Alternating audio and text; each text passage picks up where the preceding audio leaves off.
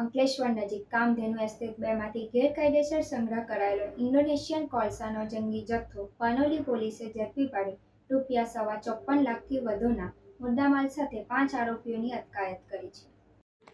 Bharuch police અધિક્ષક અક્ષય રાજ અને વડોદરા વિભાગના પોલીસ મહાનિરીક્ષક સંદીપસિંહના આદેશના પગલે પાનોલી પોલીસે અંકલેશ્વરના નેશનલ હાઈવે નંબર 48ની બાજુમાં આવેલ કામધેનુ એસ્ટેટ 2માં ગેરકાયદેસર સંગ્રહ કરાયેલ ઇન્ડોનેશિયન કોલસાનો જંગી જથ્થો ઝડપી પાડ્યો છે.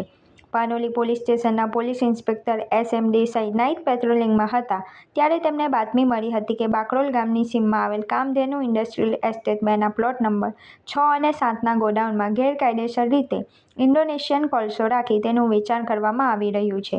આ બાતમીના આધારે પોલીસે તાત્કાલિક સ્થળ પર દોડી જઈ દરોડો પાડ્યો હતો. રેડ દરમિયાન ગોડાઉનમાં કોલસાના અલગ અલગ ઢગલાઓ પડેલા જણાયા હતા. સાથે જ કોલસો ભરેલા 3 ડમ્પર, 1 લોડર મશીન અને 5 વ્યક્તિઓ પણ હાજર હતા. આ 5 વ્યક્તિઓ ગોડાઉનમાં રાખેલા કોલસા સંબંધિત કોઈ આધાર પુરાવા રજૂ કરી શક્યા ન હતા. પોલીસે આ રેડમાં કુલ ₹54,31,280નો મુદ્દામાલ જપ્ત કર્યો છે. આ મુદ્દામાલમાં ગોડાઉનમાં પડેલો અંદાજે 95 ટન કોલસો, 3 ડમ્પરમાં ભરેલો 108.68 ટન કોલસો, 3 ડમ્પર વાહનો અને 1 લોડર મશીન સામેલ છે. પોલીસે સ્થળ પર મળી આવેલા 5 આરોપીઓની ધરપકડ કરી કાયદેસરની કાર્યવાહી હાથ ધરી છે.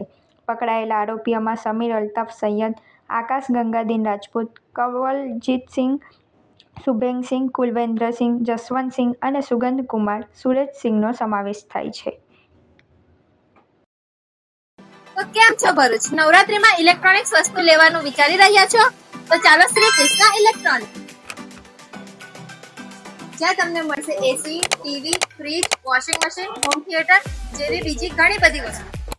નવરાત્રીમાં ક્રેડિટ કાર્ડ ઉપર અપ ટુ 26% ઇન્સ્ટન્ટ કેશબેક અને બજાજ ફાઇનાન્સમાં 1 EMI બેક અને સાથે સાથે એશ્યોર ગિફ્ટ પણ મળશે.